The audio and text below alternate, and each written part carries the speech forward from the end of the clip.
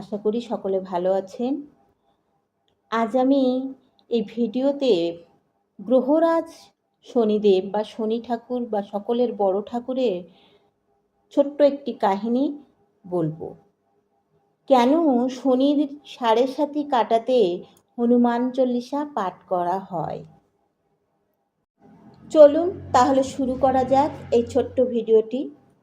একবার হনুমানজি শ্রীরামের ধ্যান করছিলেন। সেই সময় শনিদেব এসে তাকে সাবধান করে দেন।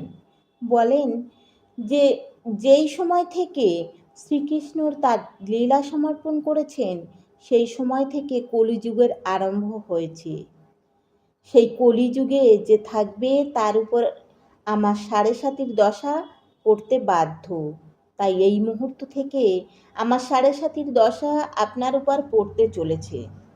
শনিদেবের এই কথাগুলি হনুমানজি মন দিয়ে শুনলেন এবং বললেন, শুনুন শনিদেব, শ্রীরামের ভক্ত যারা তাদের উপর তো কালের দশা পড়ে না। তাছাড়া আমার গোটা শরীরে তো শ্রীরামের বাস। আপনি কোথায় বসবেন? এর থেকে ভালো আপনি অন্য কোথাও চলে যান। সব শোনার পর শনিদেব বললেন, আমি সৃষ্টিকর্তার বিধানে বাধ্য। আমি আপনার শরীরেও প্রবেশ করছি, আমায় বাধা দিতে পারবেন না। হনুমানজি তখন বললেন, ঠিক আছে, চলে আসুন। তৎক্ষণাৎ শনিদেব হনুমানজির মস্তকে গিয়ে অবস্থান করলেন। এমন সময় হনুমানজির মাথায় তখন হঠাৎ চুলকানি শুরু হলো। 2 হাত দিয়ে চুলকাতে চুলকাতে অস্থির হয়ে গেল। তখন একটা সময়ের পর হনুমানজি মাথার চুলকানি থামাতে না পেরে অত্যন্ত রেগে গেলেন। রেগে গিয়ে এক পাহাড় তুলে নিজের মাথায় রাখলেন। শনিদেব তখন পাহাড়ের নিচে চাপা পড়ে হনুমানজিকে বললেন, এটা আপনি কি করছেন? উত্তরে হনুমানজি বললেন, আপনি যেমন সৃষ্টিকর্তার বিধানে বাধ্য, তেমনি আমিও আমার নিজের স্বভাবের কাছে বাধ্য। আপনি কি জানেন শনিদেব, আমি আমার মাথার চুলকানি এভাবে মেটাই? এই বলে তিনি আরও একটি পাহাড় তুলে নিজের মাথার উপর রাখলেন। শনিদেব আরও চাপা পড়ে গেলেন। সহ্য করতে না পেরে বললেন, আমাকে নিচে নামতে দিন, আমি আপনার সঙ্গে সন্ধি করতে রাজি আছি।